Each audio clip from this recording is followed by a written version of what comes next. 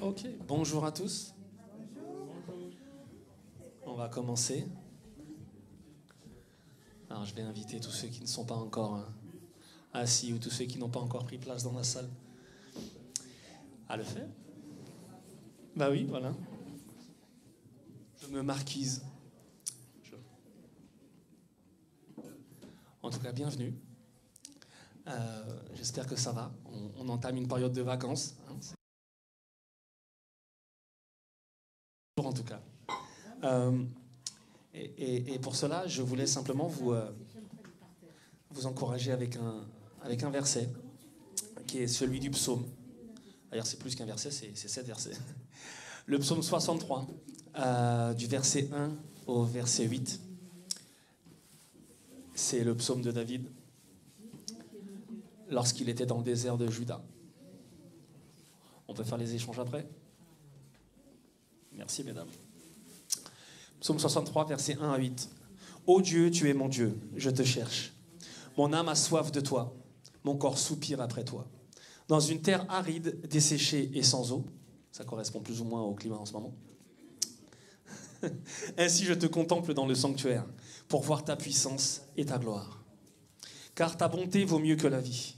Mes lèvres célèbrent tes louanges. Je te bénirai donc toute ma vie. J'élèverai mes mains en ton nom.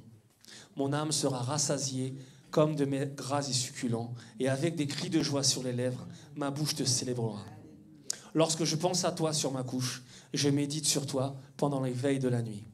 Car tu es mon secours, et je suis dans l'allégresse à l'ombre de tes ailes. Mon âme est attachée à toi, et ta droite me soutient. Je le disais, effectivement, il fait beau, c'est les vacances, c'est la saison du lâcher-prise, c'est pas que la saison des orteils, c'est la saison généralement du lâcher-prise, la saison où on se dit, ça y est, enfin les vacances, on va pouvoir un petit peu lâcher la bride. Quelquefois, c'est un peu ça. Et c'est vrai que les vacances, c'est assez particulier comme moment. Dans les églises, même spirituellement, on a tendance un petit peu à être un petit peu plus cool, un petit peu plus à la relâche. La vraie question, c'est effectivement, est-ce qu'on va reprendre nos activités estivales, reprendre un peu nos libertés, reprendre naturellement un certain nombre de choses qui sont liées comme les barbecues, enfin bon, bref, comme les moments familiaux, les moments conviviaux, on va dire ça comme ça. Mais est-ce qu'on va laisser Dieu de côté et est-ce qu'on va aussi effectivement prendre cette habitude de dire ok, je relâche aussi ma discipline, je relâche aussi le moment que je passais avec Dieu, je relâche aussi tous ces moments qui faisaient mon quotidien, mais maintenant je suis en vacances, donc j'ai essayé de me consacrer à autre chose. Et la question de ce matin, l'encouragement naturellement, c'était de ne pas arriver à ça, de continuer à rester discipliné, de continuer justement à veiller, parce que c'est quand on ne veille pas que les problèmes commencent à arriver. C'est souvent en vacances que se révèlent des choses, des difficultés, que se révèlent quelquefois des faiblesses. Et donc je vous invite ce matin simplement à être vigilant, à remettre les choses comme on a pu le voir dans le psaume 3. Il est notre secours et nous sommes dans l'allégresse à l'ombre de ses ailes, parce que c'est lui qui veille sur nous et non pas les circonstances. Amen. Amen. Seigneur Jésus, je t'en remets ce culte, je t'en remets chaque personne, chaque cœur, que chacun puisse venir humblement, simplement, vers toi au travers de cette louange, que chacun puisse te chanter ce qui déborde de son cœur, que chacun puisse avoir la simplicité de ne pas se sentir ni jugé, ni en marge.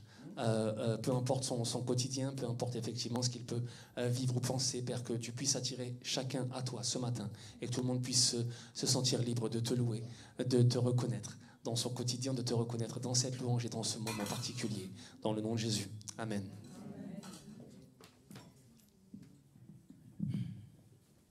Amen. Alléluia. Je vais vous demander de vous lever. Ça va, vous n'avez pas de lumbago? Au nom de Jésus. Alléluia. Et on va chanter, on va célébrer, on va aussi adorer. On va placer notre cœur devant le Seigneur, lui dire toute notre joie. Peut-être même des fois si on a de la peine, eh bien on va le placer devant le Seigneur parce qu'il est capable de mettre du baume au cœur et de nous donner de voir au-delà des montagnes, de nous donner de voir au-delà de la cime. Amen.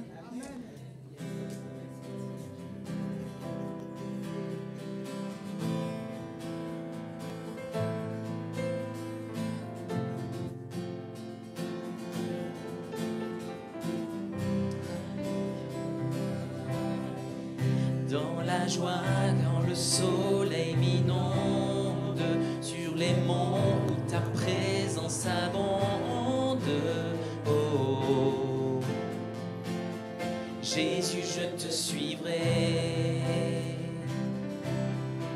dans la peine et quand on a peu sombre, dans la vallée du deuil et de l'ombre. Oh, oh, oh.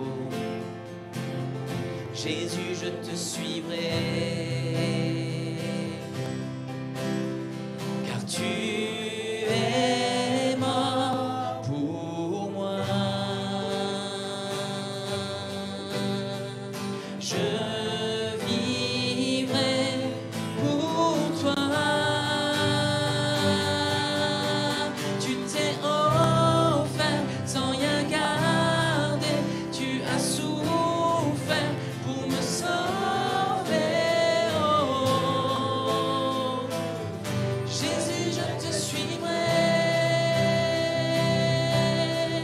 Je t'aimerai plus que la vie. Te servirai malgré le prix. Oh, Jésus, je te suivrai. Dans la joie quand le soleil m'inonde, sur les monts où ta présence abonde. Oh, Jésus, je te suivrai, confiant quand ma foi est profonde, confiant quand ma foi est profonde, dans le doute quand ma paix semble fondre. Oh, Jésus, je te suivrai, car tu es mort pour moi. Je vivrai pour toi. Tu t'es offert sans rien garder. Tu as souffert pour me sauver. Oh, Jésus, je te suivrai. Je t'aimerai plus que la vie. Te servirai malgré le prix. Oh, Jésus, je te suivrai.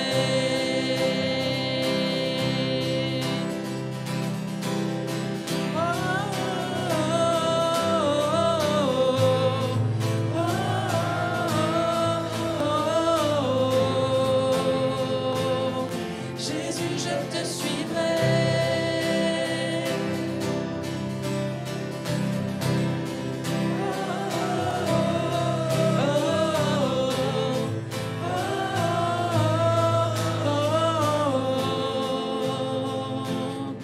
Jésus, je te suivrai, car tu es mort pour moi. Je vivrai pour toi. Alléluia. Seigneur, je vivrai pour toi, Seigneur. Je te célébrerai, Jésus. Je te glorifierai. Alléluia, oui, Seigneur. Seigneur, nous tenons devant toi, Seigneur, dans la joie. Cette joie, Seigneur, qui inonde nos cœurs. Cette joie qui remplit, Seigneur, nos vies de douceur. C'est toi, Seigneur, qui nous donne, Seigneur, de vivre chaque jour, chaque moment, malgré les difficultés, malgré, Seigneur, des fois un environnement, Seigneur, je ne sais pas, toxique, qui ne soit pas correct.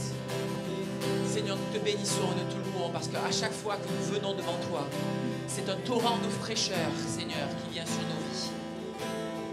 Et c'est une grâce, Seigneur, qui nous est donnée de pouvoir t'adorer, de pouvoir te louer, de pouvoir venir, Seigneur, devant toi, devant la croix, Seigneur. Alléluia, Jésus.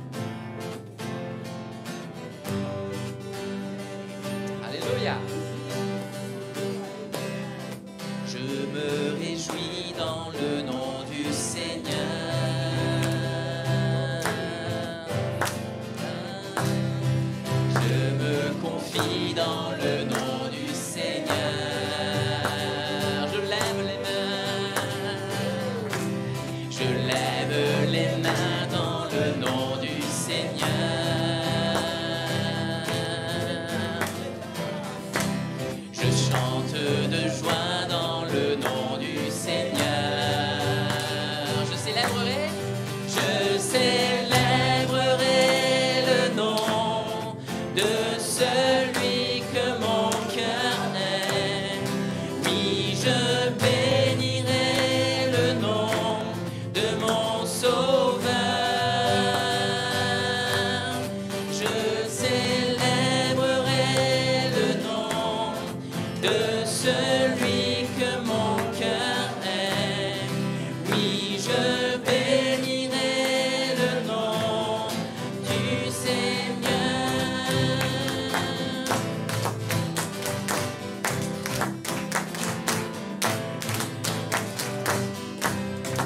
Je me confie dans le nom du Seigneur.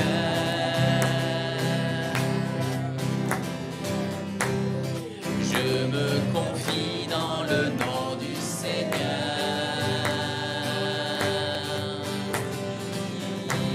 Je lève les mains dans le nom du Seigneur. Je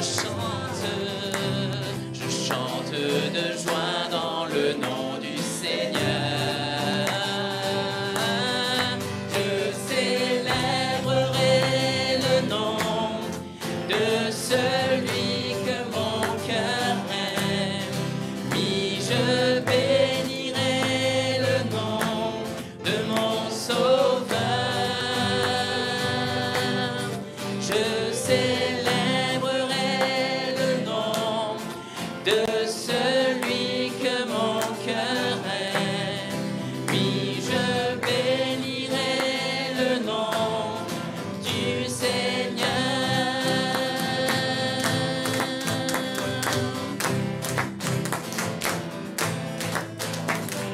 Je célébrerai le nom du Seigneur. Je célébrerai le nom du Seigneur. Je célébrerai le nom du Seigneur.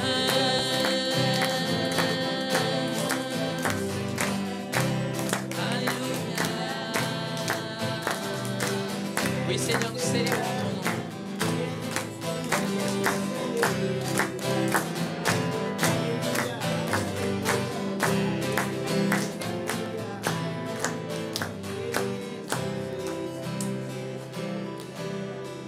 Je célébrerai le nom de celui que mon cœur aime. Oui, je bénirai le nom de mon Sauveur. Je célébrerai le nom de celui que mon cœur aime. Oui, je bénirai le nom du Seigneur.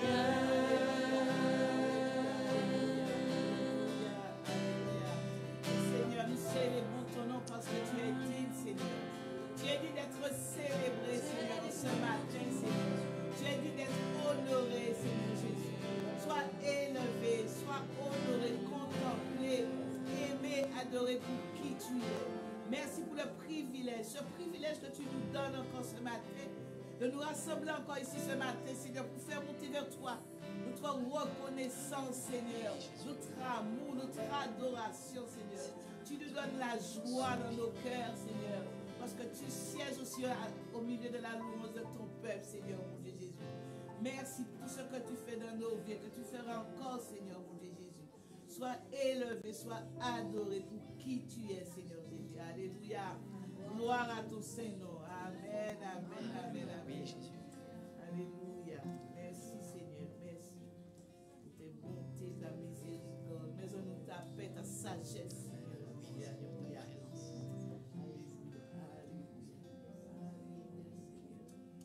Jésus, Jésus, Jésus.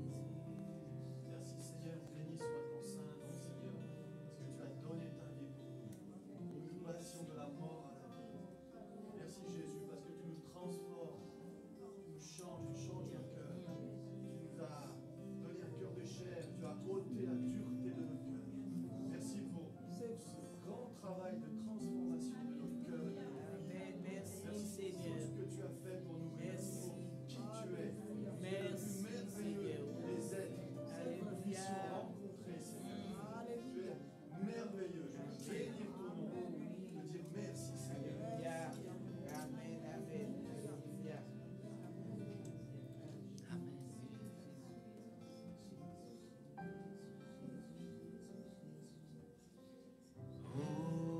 Dieu vivant, mon âme soupira après toi, et c'est le cri de mon cœur que tu te révèles à moi, toi mon roi, mon sauveur, toi mon roi, mon Seigneur, ô Dieu vivant. Ô Dieu vivant, mon âme soupira après toi, et c'est le cri de mon cœur que tu te révèles à moi, toi mon roi, mon sauveur, toi mon roi, mon Seigneur. Père, attire-moi toujours plus près de toi, oui, attire-moi toujours plus à Jésus. Père, attire-moi toujours plus près de toi, oui, attire-moi toujours plus à Jésus. Père, ma vie t'appartient, fais ce qui te plaît, car je suis à toi. Père, je te fais confiance, ton chemin est droit, tu guides mes pas.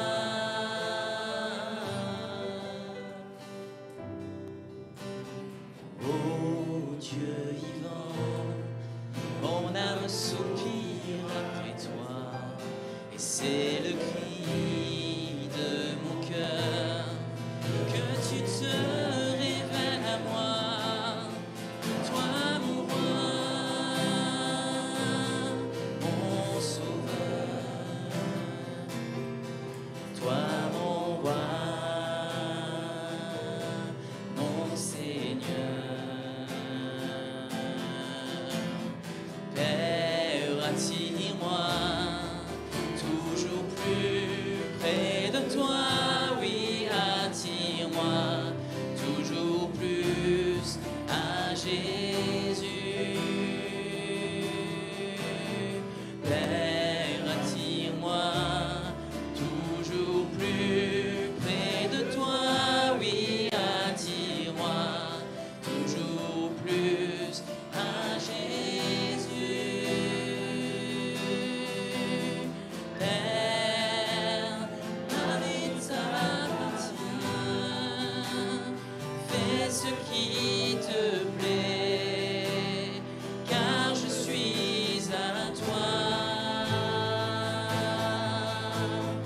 Père, je te fais confiance, ton chemin est droit, tu guides mes pas. Père, ma vie t'appartient, fais ce qui te plaît, car je suis à toi. Père, je te fais confiance, ton chemin est droit, tu guides mes pas. Alléluia. Seigneur, nous marchons, hein, Seigneur, par la confiance. C'est par la foi, Seigneur, que nous voulons marcher. Pas parce que nos yeux voient. Seigneur, tu marches au-devant de nous, Seigneur. Nous voulons marcher à ta suite. Alléluia.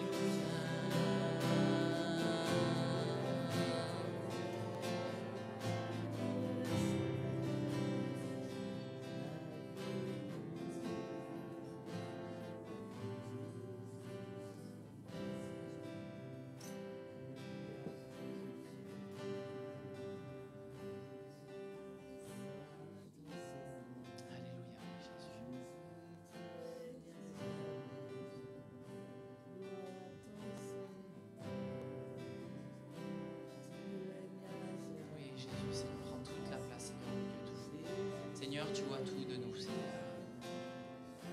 Jésus. Alléluia,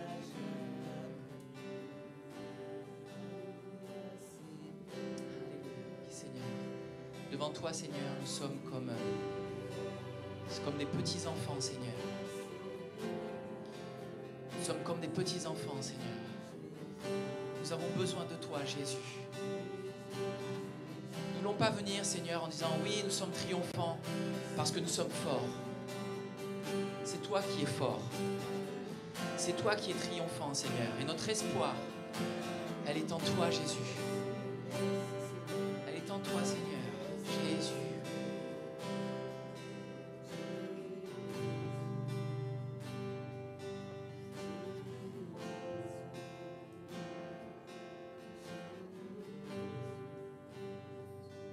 Je vois l'espace qui nous sépare et la montagne insurmontable.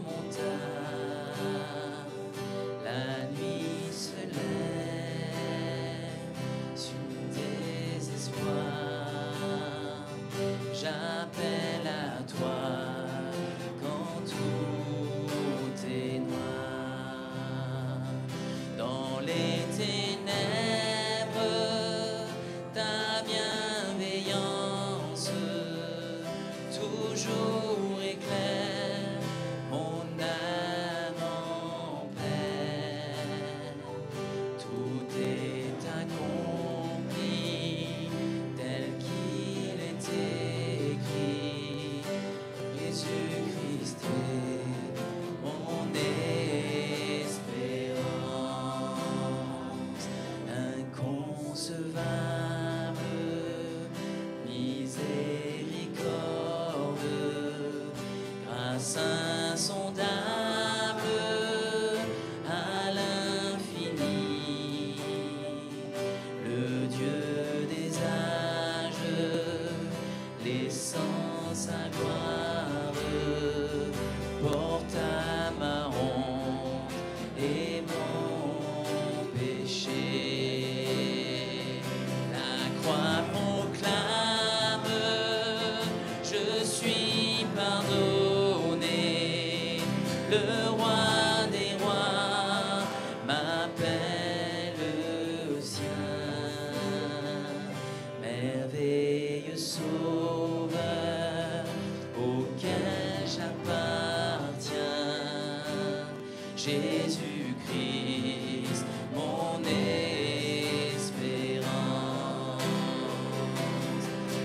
Alléluia, gloire à mon libérateur. Alléluia, la mort cède en sa faveur. Mes chaînes ont été brisées. En son nom je suis sauvé. Jésus-Christ, mon espérance. Puis vint le matin de la promesse, où son corps meurtri a repris vie. Dans le silence, sa voix retentit. La mort sur moi n'a plus de pouvoir. Puis vint le matin, puis vint le matin de la promesse, où son corps meurtri a repris vie.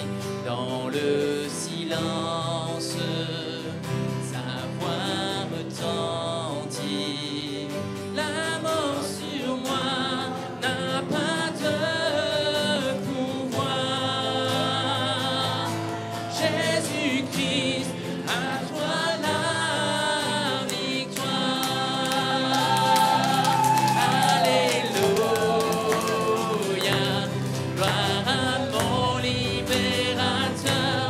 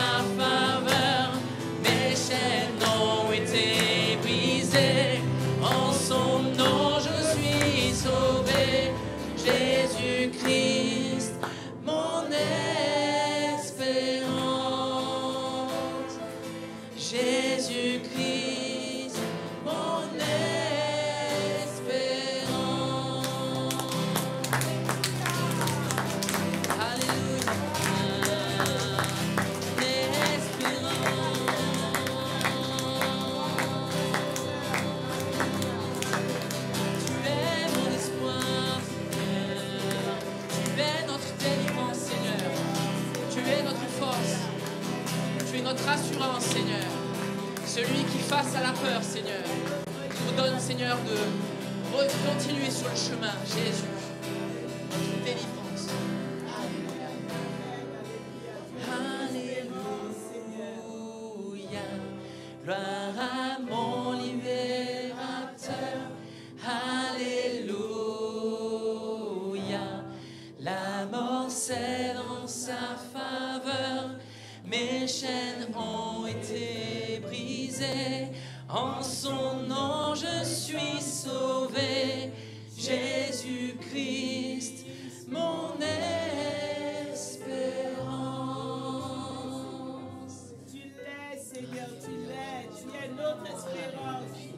Tu es notre libérateur. Tu es notre sauveur. Alléluia. Gloire à ton Saint-Nom. Gloire à ton Saint-Nom. Jésus, Jésus. Merci, Seigneur. Merci, Seigneur. Merci, Seigneur. Merci. Oui, Seigneur. Oui, Seigneur. Alléluia. Alléluia. Alléluia. Que chacun s'exprime devant son roi. De cette victoire, de cette gloire, de cette joie que nous avons. Alléluia. Oui, Seigneur. Alléluia, Jésus. Seigneur. Alléluia. Alléluia. Gloire à ton Saint-Nom. Jésus.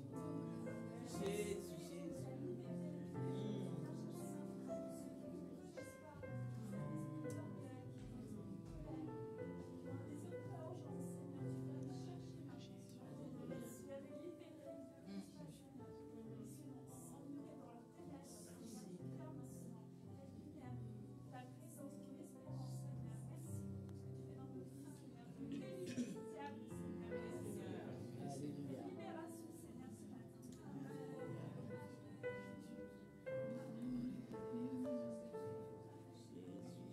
C'est toi le bon Seigneur. C'est toi, Seigneur, le roi des rois.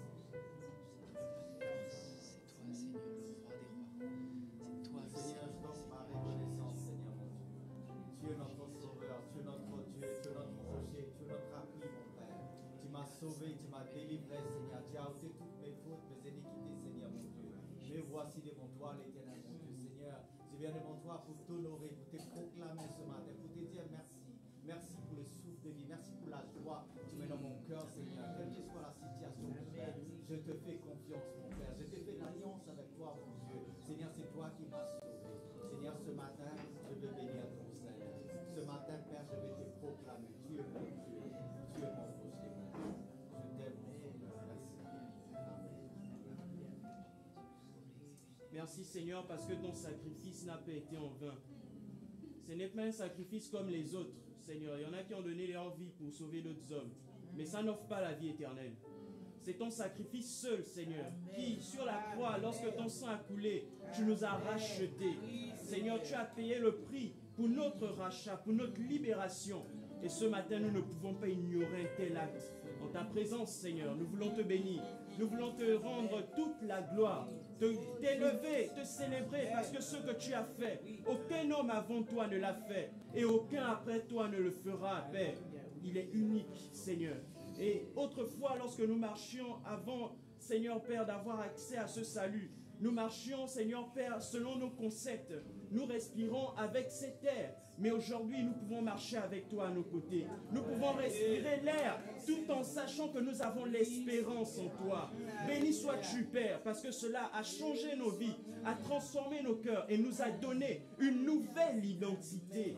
Béni sois-tu, Éternel, notre Dieu. Que ton nom soit célébré au siècle des siècles, dans le nom puissant de Jésus-Christ. Amen. Alléluia. Merci Seigneur parce que nous pouvons danser, nous pouvons être dans la joie, C'est vrai. nous pouvons être comme nous pouvons, nous voulons en toi, parce que tu as tout payé sur la croix. Aujourd'hui nous marchons dans l'espérance, nous marchons dans la victoire. Oui, dans la Nous joie. sommes tes enfants, parce que tu as tout fait pour nous. Nous sommes. Alors, ce matin avec un cœur reconnaissant, Alléluia. rempli de joie et de reconnaissance. Amen. Oui, Nous Seigneur. t'aimons, nous voulons que toi, nous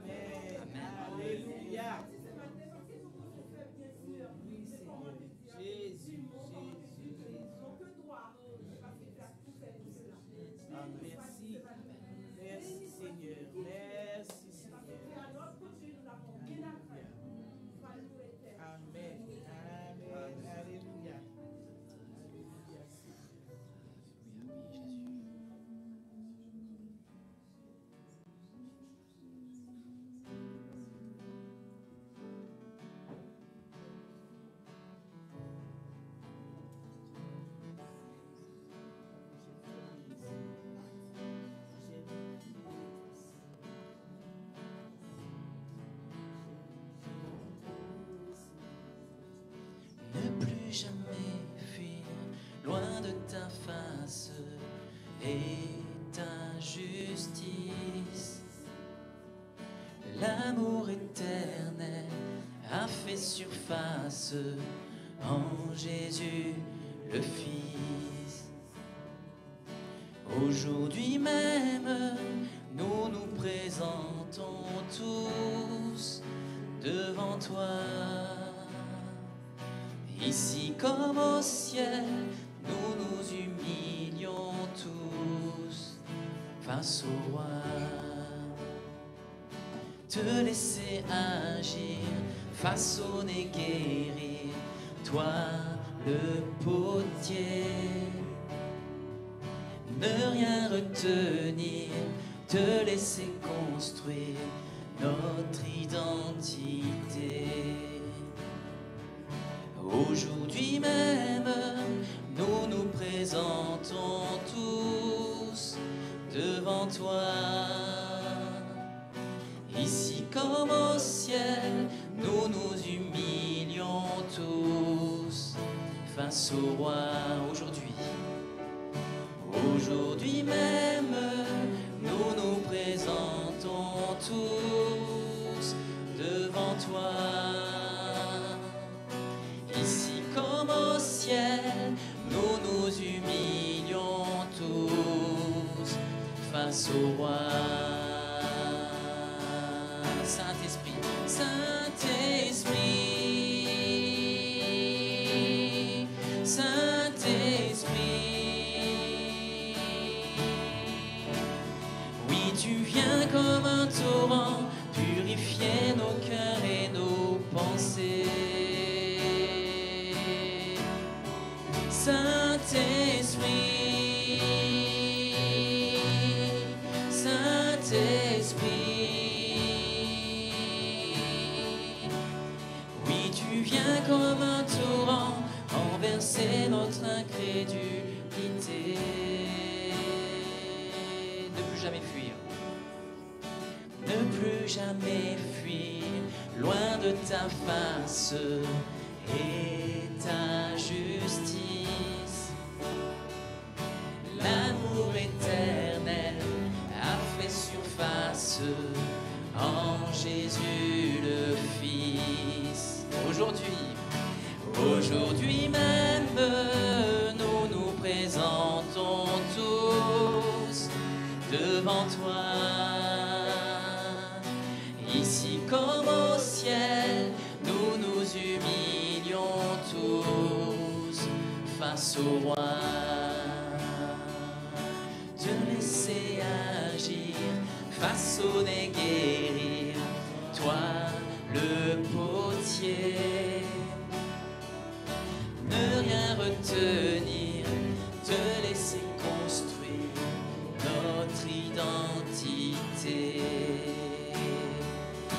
Aujourd'hui même, nous nous présentons tous devant toi.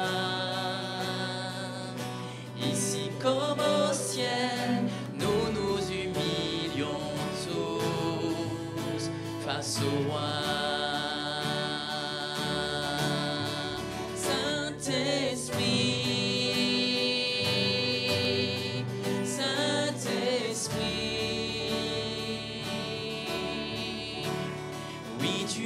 Comme un torrent, purifier nos cœurs et nos pensées. Saint-Esprit, Saint-Esprit, oui, tu viens comme un torrent, renverser notre incrédulité. Oui, Saint-Esprit, Saint-Esprit,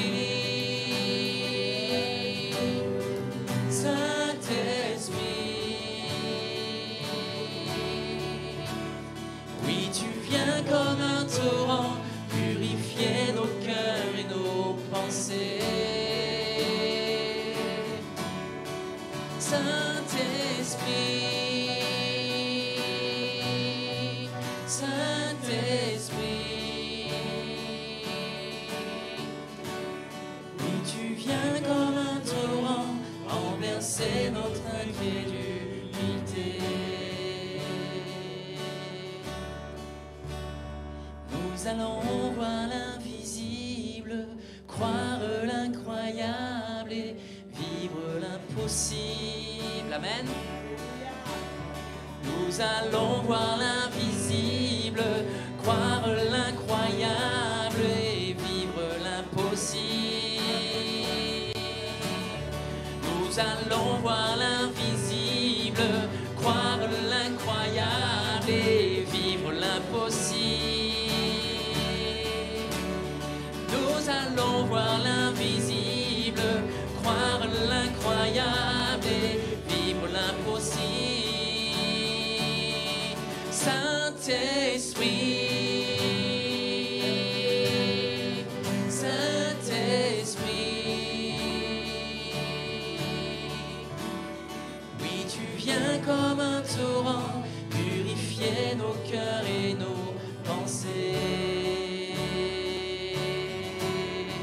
Saint-Esprit, Saint-Esprit, oui, tu viens comme un torrent, renverser notre incrédulité. Oui, tu viens comme un torrent, renverser notre incrédulité.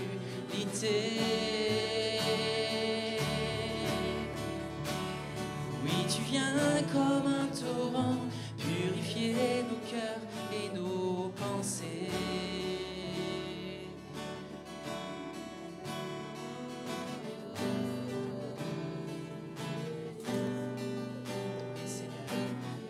Oui, Seigneur, tu prends place, Seigneur, pleinement dans nos cœurs, dans ce lieu.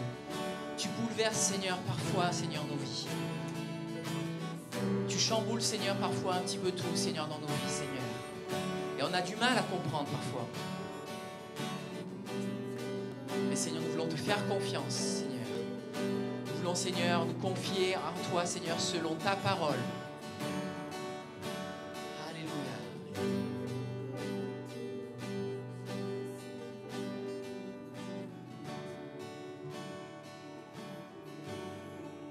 Saint-Esprit de Dieu, Saint-Esprit, oui, tu viens comme un torrent, purifier nos cœurs et nos pensées. Saint-Esprit,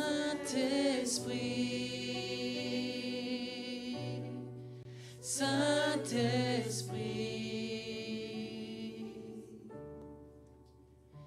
oui, tu viens comme un torrent, renverser notre incrédulité. Alléluia. Alléluia. Amen. Oui, Seigneur, pardon, Seigneur, pour les péchés. Pardon pour mon incrédulité. Pardon pour mes péchés cachés, conscients ou inconscients, Seigneur. Je sais que parfois, il y a des choses dont je n'ai pas conscience. Et je veux te demander pardon pour cela. Moi, Seigneur, mon désir, c'est d'être blanc comme neige, purifié par le sang de Jésus. Vraiment entièrement pur de tout péché. Parce que la Bible dit que tu viens chercher une fiancée qui est sainte, qui est sans tache, sans aucune tache en fait. C'est ça, tu dis dans ton écriture, sans aucune tache, sans ride, ni rien de semblable. Et tu dis irréprochable, tu dis irrépréhensible. Oh Seigneur, voilà, quelle exigence. Mais toi seul peux le faire parce que je me sens complètement impuissant à répondre à ton exigence. Alors je te demande, Seigneur, fais-le, je t'en supplie. Purifie-moi de toute souillure, de tout péché, je t'en supplie. Au nom de Jésus, car sans toi, je ne peux rien, je ne suis rien du tout. Je veux être avec toi pour l'éternité. Je veux que quand tu viendras nous chercher, je veux participer à l'enlèvement, Seigneur, de ta fiancée. Bénis ton nom, Père. Ne nous oublie pas, ne m'oublie pas. Au nom de Jésus. Amen. Qu'il est bon, qu'il est agréable de le Seigneur. Et ce matin, effectivement, même un petit peu avant, quand je préparais cette présidence, je ne sais pas pourquoi j'étais à bloc, vraiment par rapport aux vacances, mais c'est vrai que souvent, par rapport à ce psaume-là, le psaume 63, on voit que David était dans le désert. On voit que c'était compliqué pour lui, qu'il vivait une situation qui était assez intense. On voit aussi qu'il pouvait se tourner vers personne d'autre que Dieu. Alors je ne sais pas ce que vous vivez, vous, en ce moment. Je sais que souvent les vacances, c'est à la fois où on essaie de le plus se voir et on y arrive le moins. Chacun part en vacances et quand ça ne va pas, des fois on ne sait pas qui appeler parce qu'un tel est en vacances, un tel n'est pas disponible, un tel n'est pas forcément là, un tel est dans ses affaires, un tel... En tout cas, voilà, personne n'est grandement disponible. Et j'avais effectivement cette pensée de me dire qu'effectivement David, lui, était dans le désert et pourtant il estimait, malgré le fait qu'il n'avait rien, qu'il n'avait pas de perspective. Si vous êtes allé dans le désert, il n'y a pas beaucoup de choses à part du sable. Il ne voyait que ça. Et ce matin, on nous a rappelé qu'effectivement, il ne fallait pas se diriger par la vue, mais véritablement par la foi. Et voilà, même si des fois, on ne voit pas forcément ce qui nous semble agréable. Et même des fois, quand on voit quelque chose qui l'est, ça ne veut pas forcément dire que les circonstances vont nous y emmener. Et j'avais ça sur le cœur ce matin. Donc, je voulais vous encourager aussi là-dessus, sur le fait que, voilà, prenons la présence de Dieu comme des mets gras et succulents. Prenons la paix de Dieu comme des mets gras et succulents. On sait quelquefois faire des saucisses sur le barbecue et on sait se délecter de ces moments. Prenons la présence de Dieu de la même manière.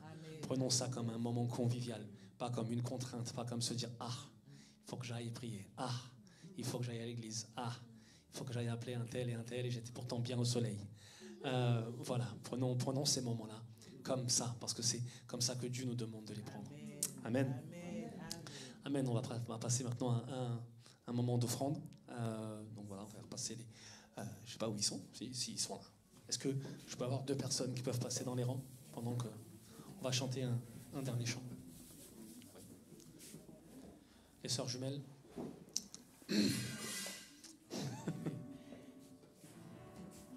Berger de mon âme, je m'abandonne à toi, où tu me conduiras, je te suivrai, car j'ai fait le choix d'obéir à ta voix, où tu me conduiras, j'irai. Dans les verts pâturages ou près des courants d'eau, le berger de mon âme est avec moi. S'il faut gravir la montagne, suivre la vallée profonde, le berger de mon âme me guidera. Berger de mon âme, je m'abandonne à toi, où tu me conduiras, je te suivrai, car j'ai fait le choix d'obéir à ta voix, où tu me conduiras, j'irai.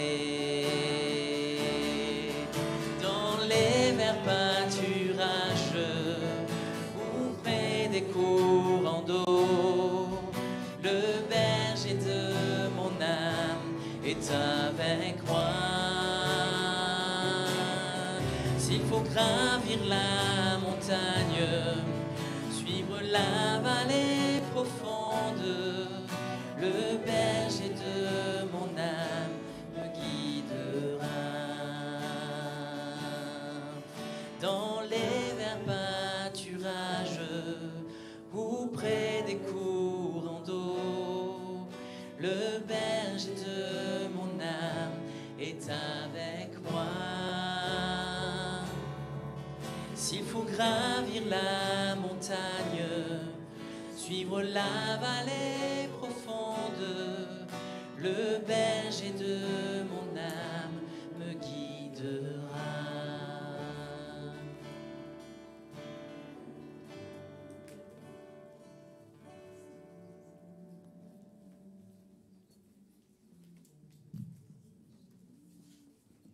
Seigneur, merci parce que tu es notre berger. Seigneur, tu es un bon berger qui prend soin de toutes ses brebis. Et nous nous sentons privilégiés d'être tes brebis, Seigneur, et de voir que tu pourvois à tous nos besoins. Et Seigneur, c'est avec confiance que nous te confions ces dîmes et ces offrandes, Seigneur, et nous croyons, Seigneur, que tu continueras à pourvoir pour cette Église, Seigneur, et pour tous nos besoins à venir, dans le nom de Jésus. Amen. Amen. Amen. C'est maintenant le moment de l'école du dimanche. Donc je vais inviter les enfants qui se trouvent sur la gauche à aller plus sur la droite.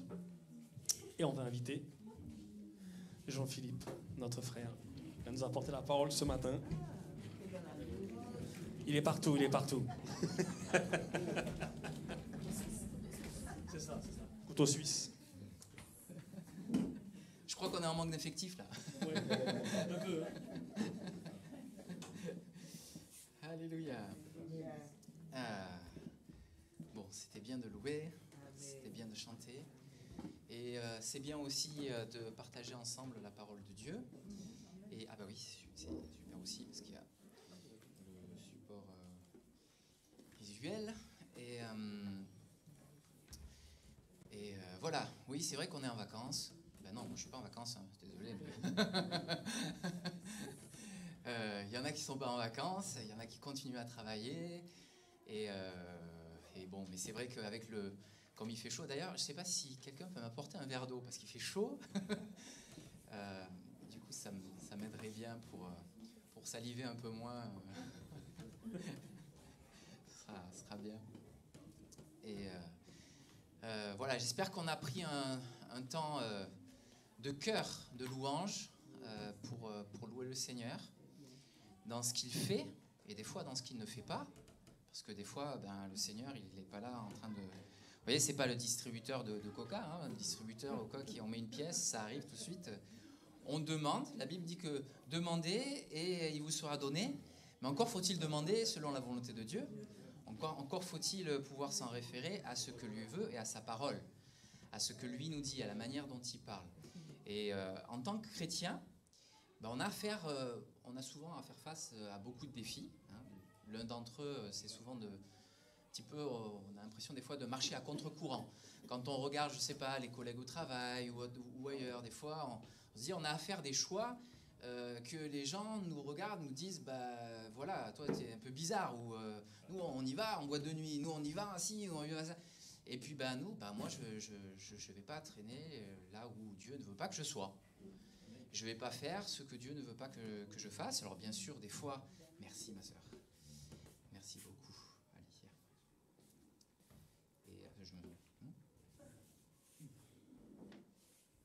Je prends du carburant. Voilà. Merci de votre patience. Et donc des fois c'est un petit peu facile. Des fois on serait un peu tenté de se laisser porter, entraîner par le courant. Et c'est ça un peu que ça veut dire quand on marche à contre-courant. C'est qu'il y a un torrent devant nous, et le torrent qui est devant nous, c'est le torrent du monde. C'est le torrent qui nous dit, mais va dans tel sens. Et la Bible, on est un petit peu comme... Alors, ces poissons, vous savez, qui remontent les courants. Ils remontent les courants. C'est quoi? C'est les saumons, c'est ça? C'est le saumon. Saumon, il remonte le courant, il va, et puis il rencontre... J'ai vu une vidéo, c'est pour ça que j'y pense. J'ai vu une vidéo de saumon qui passe même des barrages. Des petits barrages qui sont là. Ils se disent, ils sont trop forts. C'est quoi il faut vraiment qu'il arrive à se débattre comme un fou pour remonter. Et je crois que c'est pour s'accomplir, en fait. Voilà. Et il remonte les courants. Et c'est ce que la Bible nous appelle à faire. À remonter le courant. Et parfois, c'est pas facile parce qu'on se dit, mais moi, voilà, j'ai envie de me laisser un petit peu aller. Voilà, c'est les vacances et tout ça, j'ai envie de me laisser aller. Et je crois que la parole de Dieu, elle est là pour être le garant de notre vie dans la foi. Être le garant de ce que nous pouvons faire ou nous ne pouvons pas faire. Et des fois, c'est un petit peu difficile, des fois, c'est pas évident, mais si nous restons fermement dans la parole de Dieu, on peut faire confiance en Dieu, on peut être renouvelé dans ce que Dieu veut nous dire. Dans la parole que Dieu veut nous adresser, et d'une manière ou d'une autre, bien sûr, on peut être tenté. Il ne faut pas être religieux. Des fois, on dit ça, il ne faut pas être religieux, voyons, quand même. C'est vrai qu'après tout, la Bible elle-même, elle n'est pas rigoriste. Hein. Elle nous dit, après tout, tout nous est permis.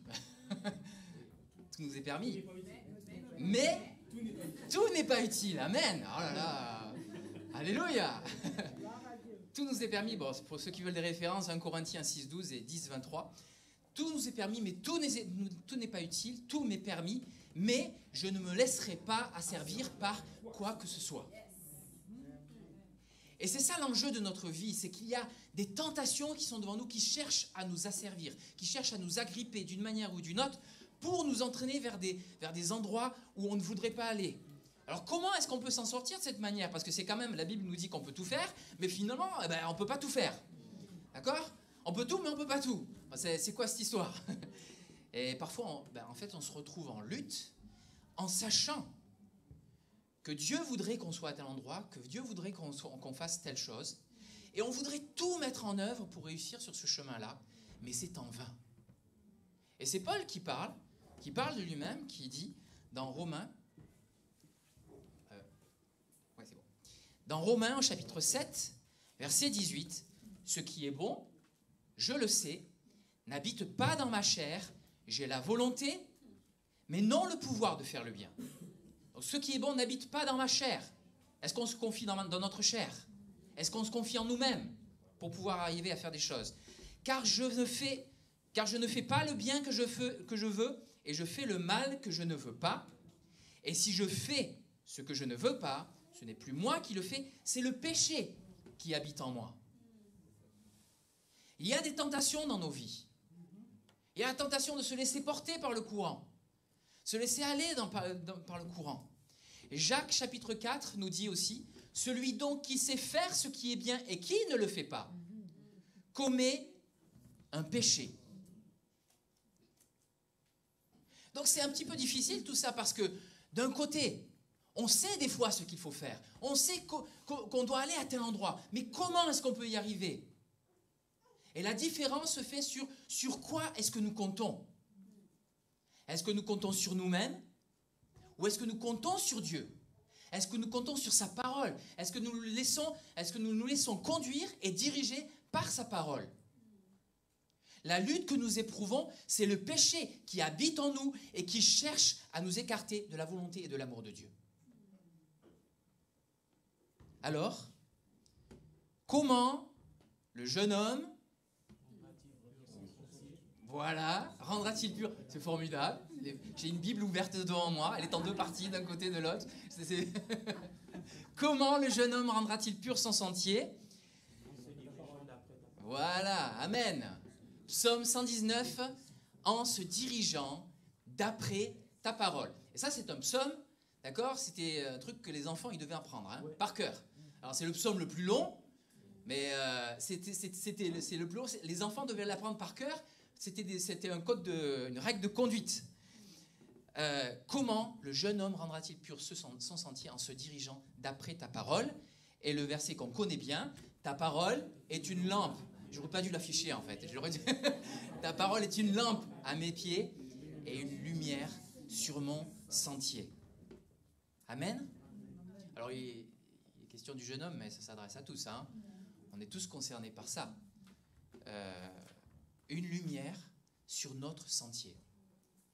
Et bon, on sait tous très bien que la lumière, probablement, hein, en tout cas, que la lumière dont on parle, c'est pas une lampe torche, d'accord? Vous connaissez l'explication là-dessus. On parle vraiment d'une petite lumière qui éclaire pas après pas, qui éclaire petit à petit. Comment le jeune homme rendra-t-il pur son sentier? En se dirigeant d'après ta parole. Et c'est pas celle qui va nous révéler notre avenir. Et pourquoi des fois il y a des gens qui vont se confier en des voyantes, qui cherchent, on aimerait bien connaître notre avenir. On aimerait bien savoir ce qu'il y aura dans quelque temps. Mais si on fait ça, on ne marche plus selon la foi. On ne marche plus en faisant confiance à Dieu. Parce que c'est ce que Dieu nous demande quand Jésus il parle de la peur, etc. Je ne sais même pas si j'empiète pas sur la suite. Bon. En tout cas, on est tous mis au défi de répondre à l'appel de Dieu et de marcher en suivant ses pas. De marcher en étant attaché à lui, selon sa volonté, en marchant à sa suite. Et on a tous la vocation, et sans doute pour désir, d'accomplir ce que Dieu veut. On a tous cette vocation d'accomplir ce que Dieu veut, de faire ce que Dieu souhaite. Mais comment est-ce qu'on peut y arriver? En se dirigeant d'après ta parole. Et honnêtement, on a tellement de choses qui nous viennent dans la vie de tous les jours, tellement d'informations, que des fois même, dans les difficultés ou autre chose, on serait peut-être à même d'oublier que est-ce que je marche suivant la parole de Dieu? Est-ce que je marche suivant la volonté de Dieu? Est-ce que je me réfère à cette parole-là? On croit trop souvent que nous sommes forts, alors que nous sommes faibles. Il faut se reposer sur notre force. On croit qu'on est solide, alors que nous sommes fragiles. Hein? Que nous avons de l'endurance. Je vais aller loin, alors que nous sommes à bout de souffle. Moi, je vais vivre 120 ans. J'ai toute la vie devant moi. Et peut-être pas. Peut-être pas. Peut-être qu'à un moment donné, le Seigneur nous rappelle, et c'est au temps de Dieu qu'il faut agir. Nous comptons sur nous-mêmes, souvent, pour nous sortir de situations parfois inextricables. Et ce sont alors nos propres voix qui parlent et qui s'élèvent, notre propre orgueil, et en disant « mais moi je vais y arriver, je vais y arriver, je sais que je vais y arriver, je n'ai besoin de personne ». Et quand quand est-ce que remonte en fait la dernière fois où nous sommes humiliés en prière devant Dieu? Alors normalement, c'est il n'y a pas longtemps, d'accord? Mais honnêtement, ce n'est pas forcément le quotidien de tout le monde. À quand remonte cette dernière fois où nous avons accepté, même devant Dieu, de reconnaître nos torts, nos défauts, nos faiblesses? Parce que je suis chrétien, ça ne veut pas dire que je ne tombe pas. Parce que chaque jour, je vois des pierres qui remontent dans ma vie. Chaque jour, je vois des écueils qui sont là pour essayer de me faire tomber dans ma vie. Et chaque jour, Dieu me révèle un petit peu plus de sa grâce, de son amour, de sa présence. Chaque jour, cette lumière devient de plus en plus brillante. Cette gloire devient de plus en plus forte. Et il nous faut, nous, voir la différence entre nous et entre Dieu. Entre nous et cette gloire qui est tellement forte, qui est tellement puissante. La gloire de Dieu. On parle parfois à la place de Dieu en disant « mais tout va bien, je n'ai rien à me reprocher. Je n'ai rien à me reprocher. Je ne vois pas, moi la Bible dit que vous êtes saints, donc je suis saint. D'accord? La Bible dit que vous êtes saints, mais ce n'est pas saint en nous, mais c'est saint en Christ. D'accord? Tout va bien, je n'ai rien à me reprocher. Et alors, quand on fait ça, on est dans l'obscurité. On se trompe nous-mêmes, alors qu'on a fondamentalement besoin de Dieu. Ta parole est une lampe à mes pieds, une lumière sur mon sentier. Dieu lui-même, et on l'a entendu il n'y a pas longtemps, c'est Eunice qui parlait là-dessus, ne cessait de dire à son peuple, écoute Israël, Shema Israël, Adonai Eloheinu, écoute Israël, l'Éternel est notre Dieu. Écoute Israël, écoute. Et quand elle nous a partagé, on a peut-être bien compris que Dieu dit plus parfois écoute que parle. Et la Bible elle-même nous dit, voilà, quand tu t'adresses à Dieu, prends le temps d'écouter. Prends le temps d'écouter. Mais peut-être des fois on se dit, mais voilà, je vais prier, on a besoin de ces temps où on se met à l'écoute de la parole de Dieu. Et quand je parle, donc, aujourd'hui, le thème sur la puissance des Écritures, c'est la puissance de la parole de Dieu, la puissance de la manière dont Dieu nous parle. Parce que dans nos vies, ça peut faire une grande différence entre le moment où on se dit, mais bon, je vais m'en sortir tout seul, et le moment où on se dit, Seigneur, j'ai besoin de toi. J'ai besoin de toi. Il y a ce que je peux faire, et il y a ce que je sais que toi, tu peux faire. Parce que moi, je ne peux pas le faire. Et des fois, on porte tellement de fardeaux, des fois comme ça, on est tellement entêté. Moi, le premier, je ne m'exclus pas de ça. C'est qu'on se dit, je vais y arriver, et en fait, ça devient de plus en plus lourd.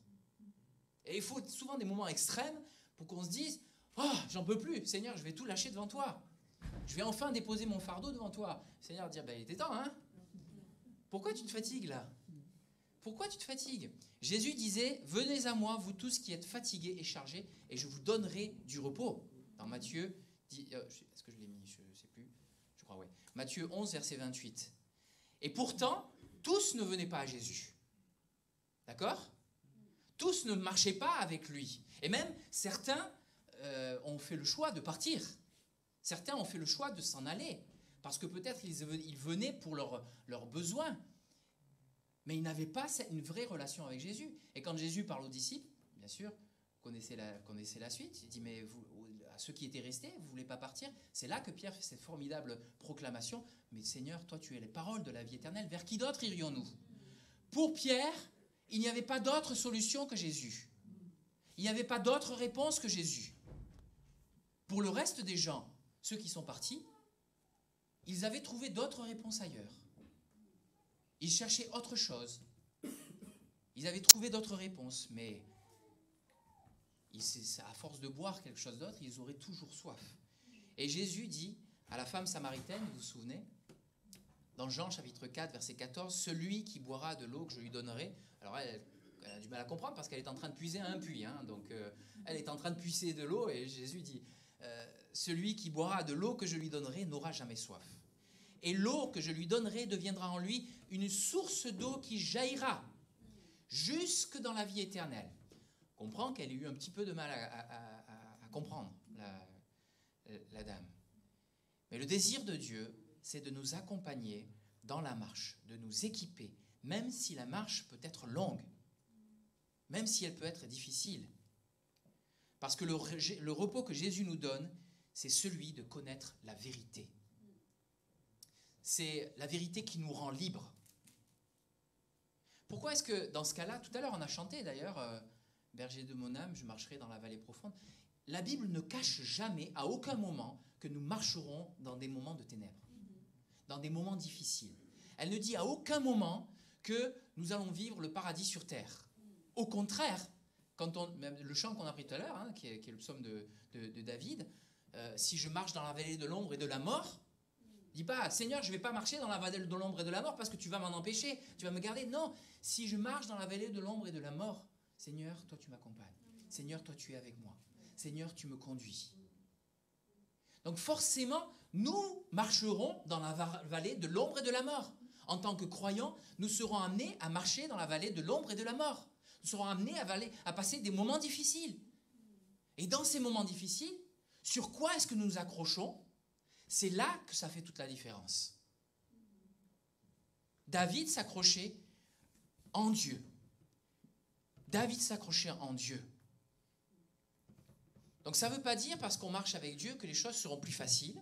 Ça veut dire que Dieu nous donne d'affronter les circonstances selon ses plans et avec la force qu'il nous donne. Amen. Et dans cette force-là, quand on se dit « je ne vais plus y arriver, je ne vais pas pouvoir y arriver », et qu'on se retrouve renouvelé, on se dit « mais ce n'est pas possible, ça continue quand même ». Gloire à Dieu, parce qu'il nous donne d'aller plus loin. Quand on est confronté à des difficultés et qu'on prend la parole de Dieu, qu'on ouvre et qu'on lit des choses, on se dit « mais waouh ». Des fois même, alors je ne dis pas qu'il ne faut pas tout le temps faire comme ça, mais des fois même, moi ça m'est arrivé plein de fois, hein, je ne sais pas vous, mais moi ça m'est arrivé, j'ouvre la Bible et je pense, j'ouvre la Bible, pile un passage, un verset qui est complètement à propos et qui me fait du bien, qui me conforte dans soit le choix que j'ai fait ou qui me donne une direction, qui me permet d'avancer. Alors bien sûr, c'est pas à faire tout le temps, hein. Je vais ouvrir la Bible comme ça, hop, au hasard, ça y est, non. La parole de Dieu est faite pour être connue, pour être sue, parce que ça peut se passer à un moment donné où on est dans la difficulté et une parole vient dans notre cœur. Une pensée vient dans notre cœur. Et de cette manière-là, on donne la possibilité à Dieu de travailler dans notre vie de plusieurs manières, pas juste clic, le jour là, parce que le diable aussi peut nous tromper, comme ça. Hein. Vous connaissez l'histoire de va et repens-toi. Enfin bon, voilà. Repens-toi, et puis ensuite on tombe sur l'histoire de Judas qui dit et Judas alla se pendre. Bon, c'est pas ça, hein, il ne faut pas suivre ce genre de truc, hein, la personne qui ouvre. Voilà. En tout cas, si on marche selon nos propres choix sans impliquer la volonté de Dieu, alors le chemin pourrait être plus dur qu'il n'y paraît, voire nous pourrions passer carrément à côté de la plaque, mais avec l'aide et avec le conseil de Dieu, nos forces se renouvellent. Forces se renouvellent comme l'aigle. Notre assurance reprend le dessus d'une manière que les mots ne peuvent pas expliquer. Et vous savez, j'en ai parlé encore quand les disciples ils étaient dans la difficulté, quand ils étaient dans Actes, donc chapitre 2, hein, 4, c'est au chapitre 4, quand les disciples étaient dans la difficulté, ils se faisaient flageller, ils devaient témoigner, ils devaient parler de Jésus. Et ils se faisaient battre. Il y a des gens qui disaient, on va les empêcher de parler. Et ils essayaient de leur faire peur. On va faire en sorte qu'ils aient peur encore, en quelque sorte, de parler dans ce nom-là, le nom de Jésus. Et visiblement, les disciples, ils ont été en prison, ils sont revenus, et ils ont eu besoin de prier. Et quand ils ont prié, ils ont dit, Seigneur, donne-nous de l'assurance pour annoncer ta parole, c'est-à-dire pour continuer sur le chemin. Parce qu'ils savaient où Jésus voulait les conduire. Jésus avait parlé, il leur avait donné la direction. Vous serez mes témoins en Judée, en Samarie, jusqu'aux extrémités de la terre. Pour eux, c'était clair qu'ils devaient parler de Jésus. Il ne s'agissait pas de tergiverser, ils devaient parler de Jésus. Et c'était Dieu qui devait les aider, les encourager, et pour faire cette œuvre-là, pour accomplir cette œuvre-là. Et la Bible est là pour nous encourager, pour être dans nos vies comme cette ressource par laquelle Dieu nous parle. On n'est pas là comme ça en train de dire aujourd'hui, Seigneur, parle-nous. Bien sûr, Seigneur, parle-nous. Mais on a avec nous une parole qui nous a été donnée et qui peut nous conduire, qui peut nous instruire, qui peut nous permettre d'avancer dans notre vie, d'avancer dans ce que Dieu veut. Et c'est pas pour rien, je veux dire, ça fait 2000 ans, même plus de 2000 ans, parce qu'il y a le Tanakh, il y a tout l'Ancien Testament et tout ça qui a été écrit. Dieu révèle sa volonté au fur et à mesure. Et si les Juifs, ils se sont basés sur la loi, sur la Torah, etc., après, dans la continuité des écrits du Nouveau Testament, Dieu continue de parler, Dieu continue de nous instruire, Dieu continue de nous faire savoir, de nous faire connaître ce qu'il veut faire. Et la Bible n'est pas un livre comme un autre. Moi je sais pas, quand j'étais au collège, au lycée, etc., j'étais ce qu'on appelle un rat de bibliothèque. C'est-à-dire que moi, là où je passais mon temps, c'était dans la bibliothèque. Des fois, j'allais jouer au foot un petit peu avec les amis, hein, ok, c'était sympa. Mais là où j'aimais me sentir, là où j'aimais être, personnellement, c'était dans les bibliothèques. Pourquoi ? Parce que quand je regarde, je ne peux pas expliquer pourquoi, mais quand je regarde, moi, je voyais ces rayons-là, les rayons qui étaient placés comme ça. Avec tous ces livres-là, je passais dans les rangées comme ça de livres. Je me dis, waouh, il y a tellement de choses à connaître, tellement de choses qui sont là où je peux apprendre un truc. Je prenais un livre, c'était un livre de science, c'était un livre de littérature, il y avait toujours plein de choses, c'était formidable, c'était super, moi j'aimais bien ça. Mais le jour où j'ai pris la Bible, et où j'ai ouvert la Bible, et où je me suis mis à lire dedans, ben j'avais beau avoir passé plein de temps dans les ouvrages et dans les bibliothèques, il n'y avait rien qui m'a fait cet effet-là. Et je me dis, mais c'est quoi cette histoire ? C'est un livre, je sais pas, c'est un livre magique, c'est un livre... Parce que quand je me suis mis à lire et que, vous savez, les disciples d'Emmaüs, lorsqu'ils parlaient, lorsqu'ils marchaient, d'accord, avec Jésus, ils ne savaient pas que c'était Jésus. Et ils se sont rendus compte que c'était Jésus un petit peu plus tard. Et quand ils se sont rendus compte plus tard que c'était Jésus, ils disaient, mais notre cœur ne brûlait-il pas au-dedans de nous lorsqu'il nous parlait ? Notre cœur ne brûlait-il pas au-dedans de nous quand il nous parlait ? Quand il faisait connaître ce qu'il avait fait, quand il faisait connaître toutes ces choses-là. Ben c'est un petit peu la même chose. À la lecture de la parole de Dieu, c'est pas un livre, j'aurais pu le lire, franchement, hein, on pourrait lire le livre, la Bible, comme n'importe quel autre livre. Mais quand je me suis mis à feuilleter la Bible, c'est comme quelque chose. Alors bien sûr, j'avais déjà été en contact avec la foi, etc. Mais je n'étais pas croyant, vraiment, quand j'ai ouvert quand j'avais dans la vingtaine. Et c'est comme quelque chose qui grandissait, qui m'a envahi, un torrent intérieur qui venait, qui me remplissait d'un coup. C'est ça que j'avais espéré, c'est ça dont j'avais besoin. Et quand je lisais des sources d'eau vive qui jaillissaient d'au-dedans de moi, et d'un coup, je me suis mis à lire un peu. Au début, pour vérifier, je l'ai déjà témoigné, mais au cas où, si vous ne savez pas, au début, c'était pour vérifier l'histoire de Joseph, parce que j'avais vu le film Joseph. Et je me suis dit, il y a des trucs, ça colle pas. Et puis en fait, c'était vraiment ça. Il pleurait dans l'histoire. Et je voulais vérifier ça. Juste vérifier l'histoire. Et juste pour vérifier l'histoire de Joseph, il faut aller dans la Bible. D'accord ? Donc je suis allé dans la Bible. Et en tournant la Bible, j'ai vu, effectivement, Joseph pleure et tout ça. Puis je me suis mis à lire à droite, à gauche. Et d'un coup, de droite à gauche et tout ça. Et puis c'était devenu une passion. J'étais dans des études qui n'étaient pas évidentes, où on me demandait de beaucoup travailler, et je ne sais pas comment j'ai fait pour avancer, mais j'y suis arrivé par la grâce de Dieu. Parce que Dieu est capable de faire des miracles. Parce que lorsque nous cherchons, lorsque nous voulons connaître sa volonté, lorsque nous voulons connaître ce qu'il a à nous dire, il se fait connaître à nous. Lorsque nous voulons nous renseigner, lorsque nous cherchons, bien sûr que nous pouvons le trouver. Parce que nous ne cherchons pas juste comme ça, parce que nous voulons avoir et connaître la vérité. La vérité. Cette vérité qui nous donne de savoir, que nous sommes dans l'assurance d'être dans le vrai, d'être dans la lumière. La parole de Dieu, en tout cas pour moi personnellement, a eu pour moi un effet que je n'ai rencontré dans aucun autre livre. Et on peut en lire, on peut lire plein de choses, mais la parole de Dieu a eu un effet bien plus grand. Et moi, c'est ça qui m'a fait dire que cette parole, bien sûr, il y a des pages, bien sûr, il y a des lettres, mais au-delà de ces lettres, au-delà de tout ça, quand on vient et qu'on cherche Dieu au travers de cette parole, il y a une puissance qu'on ne mesure pas. Il y a une puissance qu'on ne mesure pas. Notre témoignage personnel, c'est mon père, qui, lui, n'est pas croyant. Et dans la maison, lorsque il voyait des Bibles qui traînaient, il les prenait, il les confisquait et ça disparaissait. Donc ma mère, elle cachait un petit peu sa Bible, voilà. Puis au bout d'un moment, il arrêtait parce que ma mère s'est mise en colère. Elle dit ça, c'est moi, à moi, tu y touches pas, etc. Mais tout ce qui est Bible, ça disparaissait. Et un jour, je lui ai posé la question. J'ai fait, mais est-ce que tu l'as lu cette Bible, toi qui aimes la philosophie, tellement de choses. Il aime beaucoup lire aussi, voilà, et cultiver dans plein de trucs. Mais j'ai fait, mais est-ce qu'au moins tu t'es posé pour essayer de la lire? Parce que je me suis dit, ce serait chouette, quoi, qu'on puisse discuter sur Internet. Et il m'a dit un truc, ça m'a choqué. Mais comment est-ce qu'il peut dire un truc comme ça? Il m'a dit, je lis pas la Bible parce que c'est un livre. On m'a dit que c'est un livre qui change. J'ai fait, là, franchement, et je trouve, je fais, là, franchement, t'es pas crédible. Là, c'est pas, franchement, mais vas-y, quoi. Mais c'est vrai. La Bible est un livre qui change. La parole de Dieu, c'est un livre qui change. Lorsque Dieu parle, les choses changent, les choses sont transformées.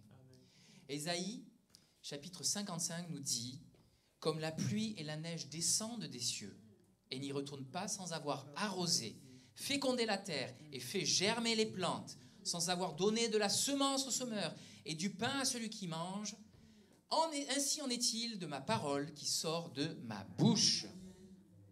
Elle ne retourne pas à moi sans effet, sans avoir exécuté ma volonté et accompli mes desseins. » Et je trouve ça super, ce passage, parce que d'un côté, il y a comme la pluie et la neige qui descendent des cieux. Honnêtement, combien de fois on peut voir, alors la neige peut-être moins maintenant, avec le réchauffement climatique, c'est un peu plus difficile, mais des fois il pleut, d'accord?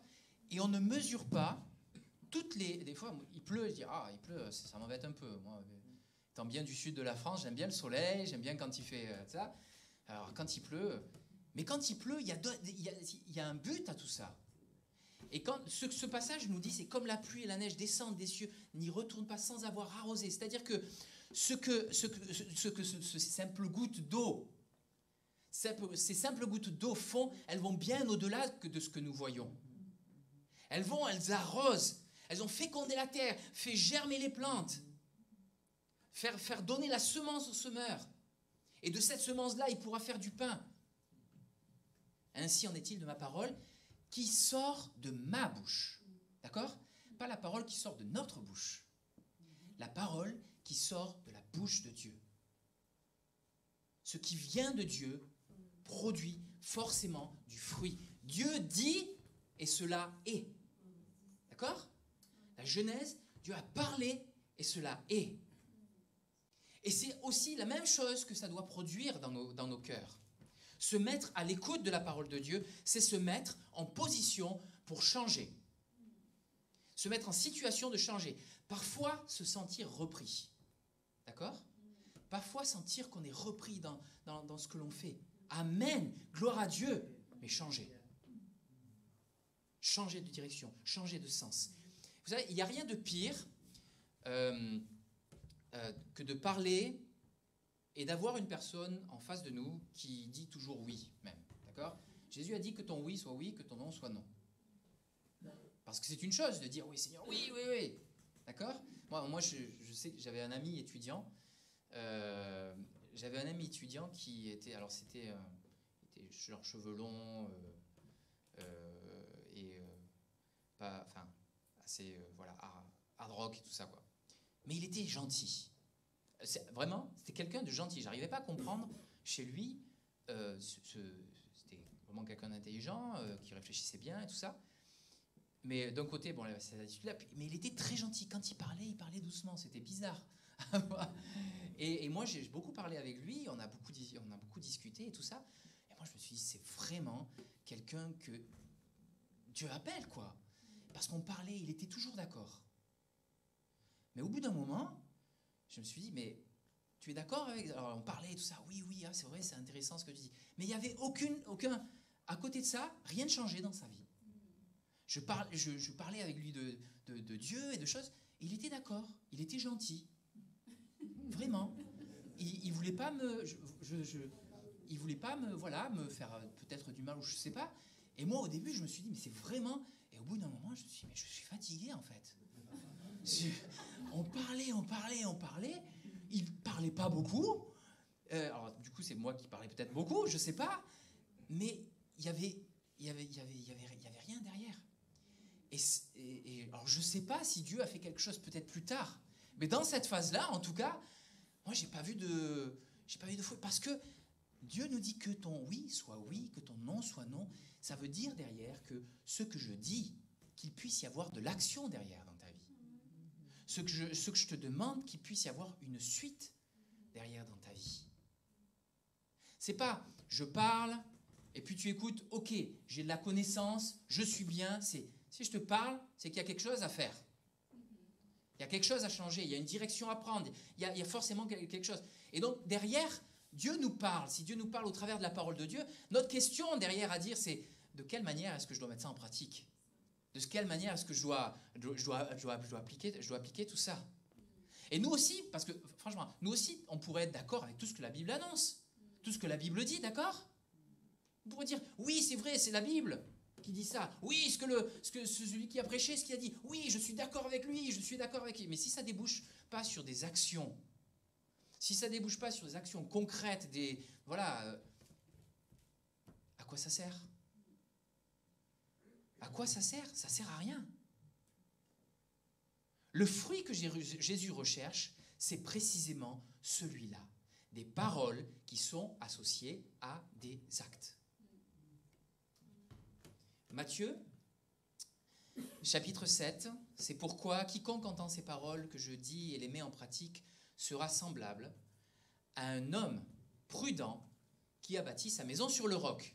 Je crois que tout le monde connaît, hein? C'est bien de rappeler. Hein? Amen. La pluie est tombée, les torrents sont venus, les vents ont soufflé et se sont jetés sur cette maison. Mais elle n'est point tombée, parce qu'elle était fondée sur le roc. Mais quiconque entend ces paroles que je dis et ne les met pas en pratique sera semblable à un homme insensé qui a bâti sa maison sur le sable. La pluie est tombée, les torrents sont venus, les vents ont soufflé et ont battu cette maison. Elle est tombée et sa ruine a été grande. Ce que Jésus nous dit, c'est que si nous ne mettons pas en pratique la parole de Dieu, notre construction, elle est bâtie sur du sable. D'accord ? Si nous faisons que écouter la parole, mais que cette parole-là, elle ne produit rien dans notre propre vie, notre construction est basée sur du sable. C'est pas je crois en Jésus, donc ma construction est basée sur du roc. Bien sûr, je crois en Jésus, mais je suis et j'écoute ce qu'il a à me dire. Amen. Et alors, attention, parce que ces paroles font suite, vous savez, au verset où Jésus dit, il y a des gens qui viendront, qui me diront, Seigneur, Seigneur, est-ce qu'on n'a pas fait des miracles? Est-ce qu'on n'a pas fait tout un tas de choses? Est-ce qu'on n'a pas fait... Voilà, nous, on est dignes. Et Jésus leur dit, c'est terrible, c'est terrible. Alors Jésus leur dit, mais allez-vous-en, vous tous qui faites ce qui est mal. Je ne vous connais pas, vous tous qui commettez l'iniquité. Et donc Jésus leur compare ça à vous tous qui faites ce qui est mal. Faites le fait de faire, qui commettaient une iniquité. Donc ça a de quoi nous parler. Ça a de quoi nous parler. Tout ce que nous vivons nous prépare parfois pour des temps peut-être plus durs encore. Et là, en plus, petit à petit, au plus ça va, avec tout, bien sûr, il y a les bruits de guerre, etc., tout ça, mais il y a l'économie qui s'effondre, on voit combien, en fait, soit on est, petit à petit, on se repose sur nos ressources, on se repose. Moi, je sais pas, si j'ai un salaire qui tombe tous les mois, voilà, ça va, je suis dans la sécurité. Et moi, je suis à mon compte, mais je me disais, justement, quand je travaillais, je me disais, quand même, il y a un truc que des fois, je me dis, je calcule même pas que je reçois de l'argent et que c'est une grâce, des fois. Je calcule même pas qu'à la fin du mois, voilà, bien sûr, c'est un dû, oui, j'ai travaillé, mais des fois, je fais même pas attention.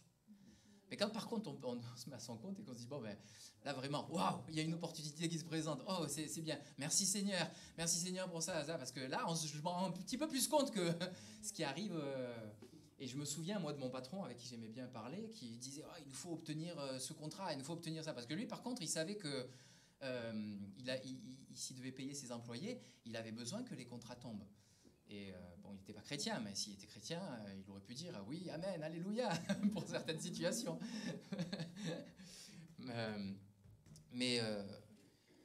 Donc c'est certainement, peut-être les temps qu'on va vivre ou quoi seront difficiles. Et moi, je ne veux pas être catastrophique ou autre chose. Hein. Je ne veux pas dire, oh là, repentez-vous, race de vipères, parce que c'est autre chose. Moi, c'est pas mon but. C'est pas mon but d'essayer de. Mais c'est quand même vrai que ce sur quoi nous nous basons, ce sur quoi nous nous fondons, et si ce que nous en fondons, c'est la parole de Dieu, c'est glorieux, mais ce sur quoi nous nous fondons, parfois détermine les peurs et les angoisses par lesquelles nous passons. En fait. C'est donc important de savoir à quel point nous avons laissé la parole de Dieu prendre sa place dans notre vie. Prendre toute sa place. Et il faut se souvenir que Jésus a été tenté dans le désert. D'accord ? Dans Matthieu 4. Jésus a été tenté dans le désert. Et quand il a été tenté dans le désert, vous voyez, il n'a pas fait de grandes tirades à chaque fois. Et ça doit nous instruire, ça doit nous parler. Il a répondu par la parole de Dieu. À chaque fois, il a répondu de ce qu'il connaissait, de ce qu'il savait. S'il ne connaissait pas la parole, s'il ne connaissait pas l'esprit qu'il y a derrière la parole de Dieu, d'accord ? Parce que c'est pas la lettre, c'est la pensée qu'il y a derrière. Parce que le diable, à un moment donné, lorsqu'il l'a tenté 3 fois, au début, d'accord, c'est le pain, c'est les besoins vitaux, d'accord ? Mais regarde cette pierre, tu peux la transformer en pain, etc. Jésus a dit non. Il a répondu par la parole. Mais après, le diable est venu par la parole. Mais n'est-il pas écrit, etc. Si Jésus juste connaissait des versets même par cœur, sans connaître leur contexte, sans savoir dans quel contexte Dieu s'exprimait, peut-être il aurait pu se laisser tromper. Mais Jésus connaissait la pensée qu'il y a derrière cette parole. La pensée et c'est ce vers quoi Dieu veut nous conduire. C'est pas uniquement connaître même la lettre. Si on connaît la Bible par cœur, c'est formidable. Mais si à un moment donné, on est dans une situation que des paroles viennent dans notre cœur, c'est encore mieux. Des paroles viennent dans notre cœur et que on ne connaît peut-être pas forcément. Je ne dis pas qu'il faut connaître, c'est bien de connaître la Bible par cœur, mais c'est d'abord plus important de connaître la pensée qu'il y a derrière la parole de Dieu. La pensée qui anime cette parole et par laquelle Dieu veut nous conduire. Celle qui, des fois, peut-être on n'a pas le verset, mais on dit, il y a un truc qui cloche là. Il y a un truc qui est louche. Parce que la parole de Dieu a travaillé nos cœurs, a travaillé nos vies, de sorte que nous soyons sensibles au bien et au mal.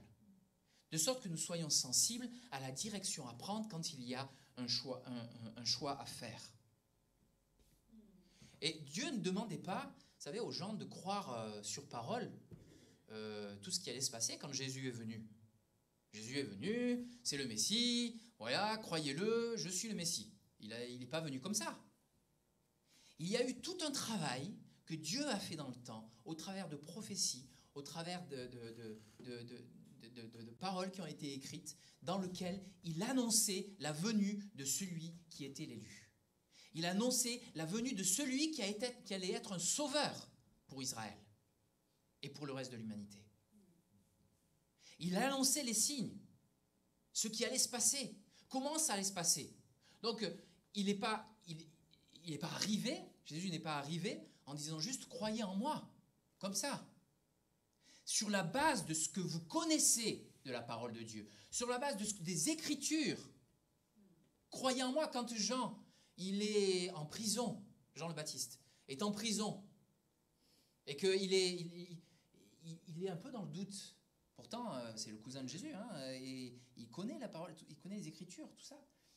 Et il est un peu dans le doute, et il envoie des disciples pour demander à Jésus, mais est-ce vraiment toi, celui qui était attendu? Pour dire dans quelle difficulté il devait se trouver Jean le Baptiste. Est-ce que Jésus lui a dit, écoute, t'inquiète pas, vraiment c'est moi, transmets ça, vraiment c'est moi, t'inquiète pas. Il dit non. Il a dit, mais regardez à ce qui se passe. Les sourds entendent, les aveugles voient, les morts sont ressuscités, etc. Tout ça sont des choses qui ont été annoncées dans les Écritures. Si vous ne croyez pas en moi, croyez au moins en ce qui est écrit, dit Jésus à un autre moment. Parce que c'est ça, la base et le fondement de notre foi. La base et le fondement, c'est ce qui a été écrit. Et vous vous souvenez sans doute de ces chrétiens. Alors Paul a eu fort à faire, d'accord? Et j'en ai parlé quand j'ai parlé de Timothée. Il a eu fort à faire quand il a été en Thessalonique. Et il s'est fait un peu, voilà. Il a eu vraiment des difficultés, il n'arrivait pas à percer. Donc comme quoi, des fois, c'est pas parce qu'on s'appelle Paul et qu'on est apôtre que tout marche bien. Non, il cherchait à savoir où Dieu le conduisait. Et puis il a été dans la région de Bérée. Et là, dans la région de Bérée, il y avait des Juifs qui étaient là. Paul parlait et il nous est dit dans Actes chapitre 17. Ces Juifs avaient des sentiments plus nobles que ceux de Thessalonique. Ah, enfin des gens qui sont bien. Pourquoi est-ce qu'ils disent ça? Ils reçurent la parole avec beaucoup d'empressement et ils examinaient chaque jour les Écritures pour voir si ce qu'on leur disait était exact.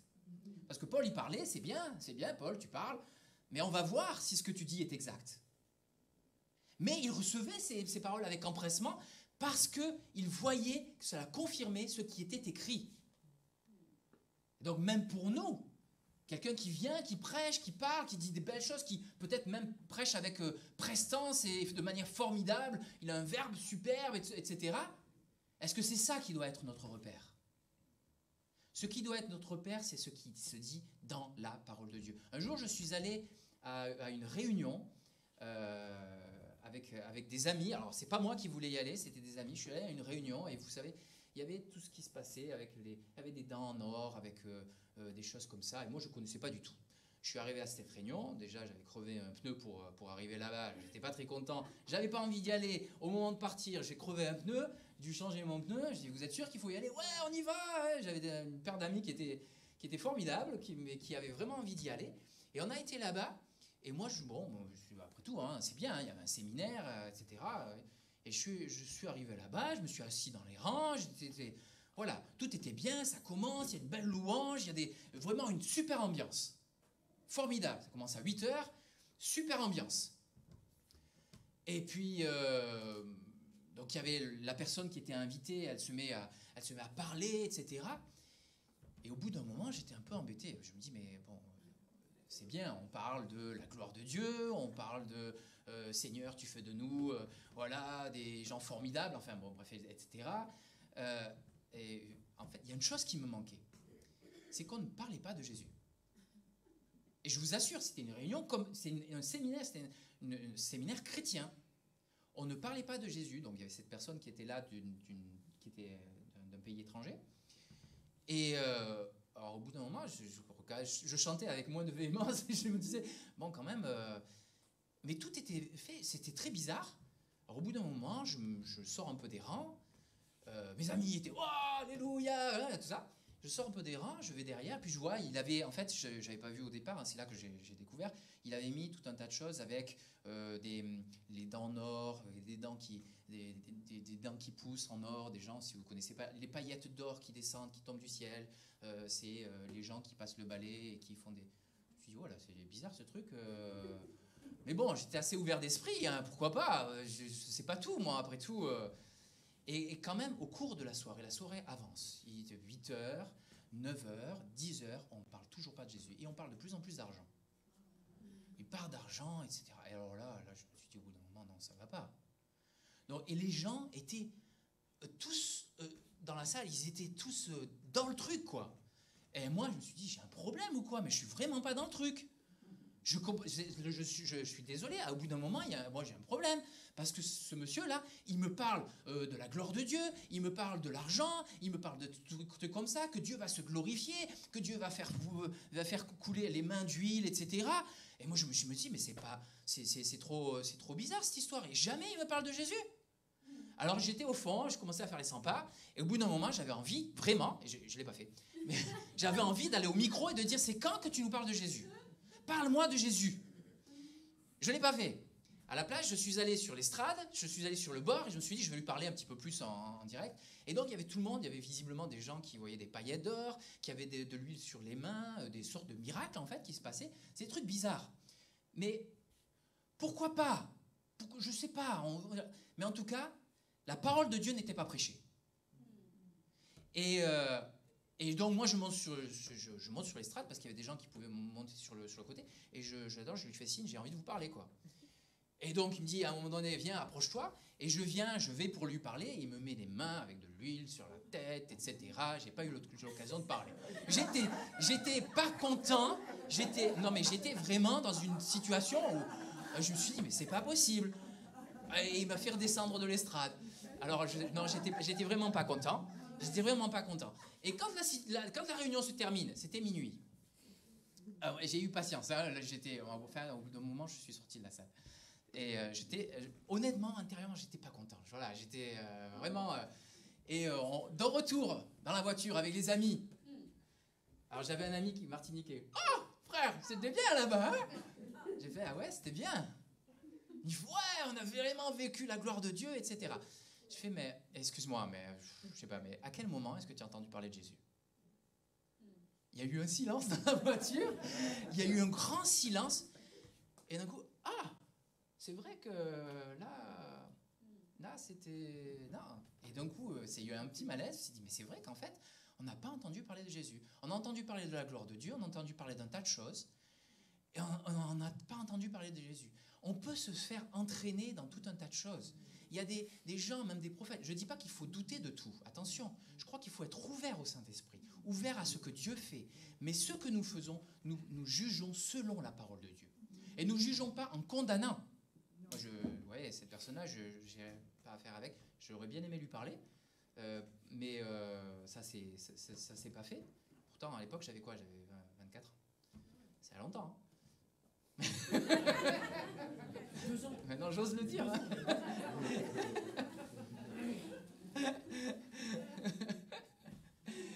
Mais vous voyez, je crois que c'est important, même si c'est vrai que nous sommes, on se sent bien dans une assemblée, même si c'est vrai qu'on se sent bien dans la prédication, même si c'est vrai qu'il y a plein de choses qui peuvent nous donner nous donner du zeste dans la parole de Dieu, dans la présence de Dieu. C'est important d'avoir une assise forte dans la puissance de la parole de Dieu, dans la puissance des Écritures. De sorte que notre foi ne se laisse pas tromper, de sorte que notre foi ne vacille pas. Et bon, vous savez ce que Jésus dit, il dit, il y aura beaucoup de Christ qui viendront. Ne les croyez pas. Il y aura des bruits de guerre, tout un tas de choses. N'ayez pas peur de toutes ces choses-là, parce que nous sommes fondés sur la parole de Dieu. Parce qu'au-delà de la lettre qui est écrite, nous comprenons la pensée de Dieu, ce que Dieu veut nous dire au travers de ce qu'il a écrit. Et nous en référons à cette parole. Et si cette parole est en mesure de nous faire du bien, elle est aussi en mesure parfois de nous dire « Hé, là, ton chemin, là, il n'est pas droit. » D'accord? Donc reprends un peu tes esprits, reviens un peu, reviens sur le droit chemin et suis-moi. C'est ça que la parole de Dieu fait. plus que si une autre personne peut-être même nous le fait. Jean 1 nous dit qu'au commencement était la parole était avec Dieu, et la parole était Dieu. La Bible, ce n'est pas un livre comme les autres. C'est un moyen par lequel Dieu nous parle, encore aujourd'hui même. Dieu nous parle. C'est un moyen par lequel il nous parle de la manière dont nous pouvons l'approcher et le connaître. Un moyen par lequel Dieu veut nous faire savoir quoi? Il veut nous faire savoir combien il nous aime. Tellement de situations où on pourrait être là et dire « Mais Seigneur, est-ce que tu es là ?» Dieu veut nous faire connaître combien il nous aime. Nous faire connaître son attachement à nous. Ce n'est pas pour rien, dans Jean, chapitre 3, verset 16, que Dieu a dit, Jésus a dit, Dieu a tant aimé le monde qu'il a donné son Fils unique, afin que quiconque croit en lui ne périsse pas, mais qu'il ait la vie éternelle. Et vous voyez, c'est pas, Dieu veut juste prendre soin de la terre. Dieu veut juste prendre soin Dieu a tant aimé le monde. Il a tellement aimé. Est-ce qu'on mesure ça? Cette manière de dire les choses. Dieu a tant aimé le monde. Il a tellement aimé qu'il a été jusqu'au bout. Il a été jusqu'à donner Jésus, son Fils, le Messie, sur la croix pour nous. Parce que chacun d'entre nous, il nous aimait de manière particulière. Si nous traversons des moments difficiles, Dieu t'aime. Si nous sommes dans le trouble, Dieu t'aime. Et c'est la parole qui le dit. La parole, alors, juste pour terminer, mais la Bible, il y a un acronyme en anglais. Tu le connais, toi, Denise? Pour l'acronyme de la Bible en anglais qui dit Basic Instruction Before Leaving Earth. C'est sympa, non? Instruction de base avant de quitter la Terre. C'est sympa comme acronyme. Hein? Oh ouais, non mais j'ai vu ça dans un film américain chrétien, je crois. Je sais plus où ça fait. Parce que Dieu veut que l'on sache qu'il nous aime. Et parce qu'il nous aime, il a donné son Fils. Et parce qu'il nous aime, il a donné aussi à des apôtres, à des disciples, d'écrire, de faire connaître ce plan de salut. Parce qu'aujourd'hui, sans la parole de Dieu, nous ne saurions même pas que Jésus a existé. D'accord? Nous faire connaître ce plan de salut pour qu'aujourd'hui, nous puissions nous présenter devant lui. Pour qu'aujourd'hui, nous puissions dire c'est ta parole qui nous sauve. C'est ta parole qui nous libère. C'est par ta parole que tu as fait le monde. C'est par ta parole que tu as créé toutes choses. C'est par ta parole que je veux me laisser conduire. Amen. Amen. Amen.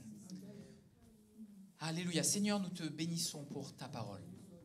C'est elle qui est, Seigneur, la source, Seigneur, de notre connaissance, Seigneur, de toi. Et c'est ton Saint-Esprit, c'est ton Esprit, Seigneur, qui nous donne de connaître ta pensée.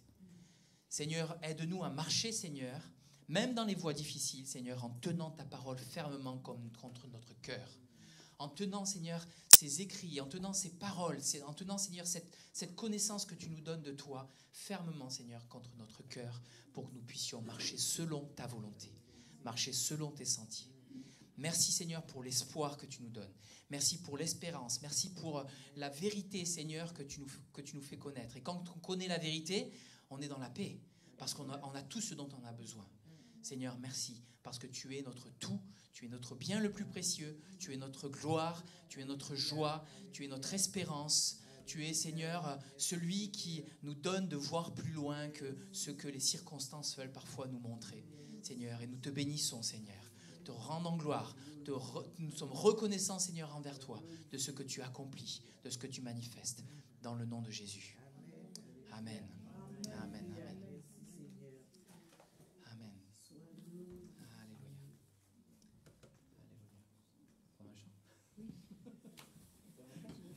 Je fais un chant?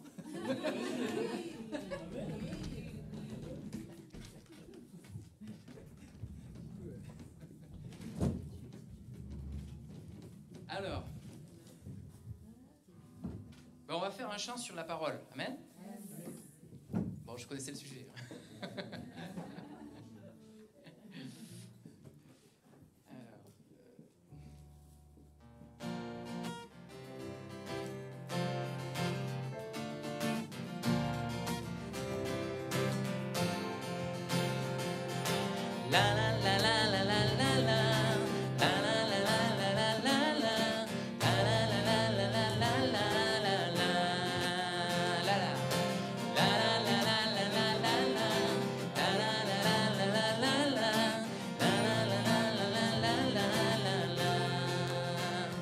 Ta parole est la vérité, elle est lumière sur mon sentier.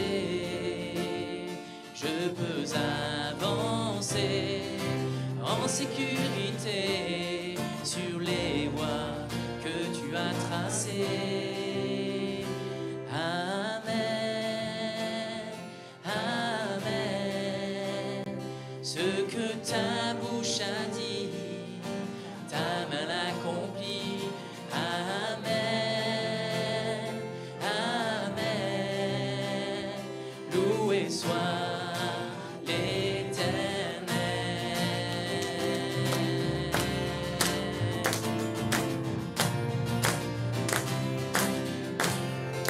ta parole est une arme puissante, une épée à double tranchant. En toi j'ai confiance, Dieu tout-puissant, éternel, Dieu triomphant. Amen, Amen.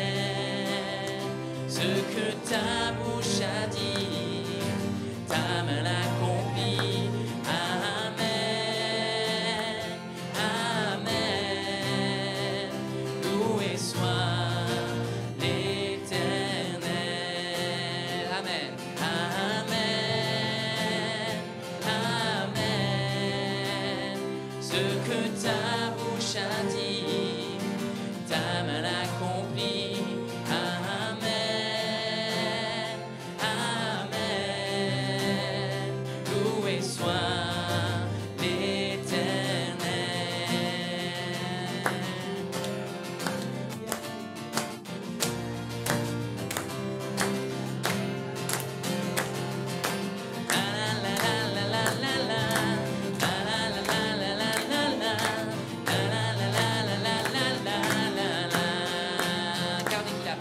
Il a parlé, tout a existé.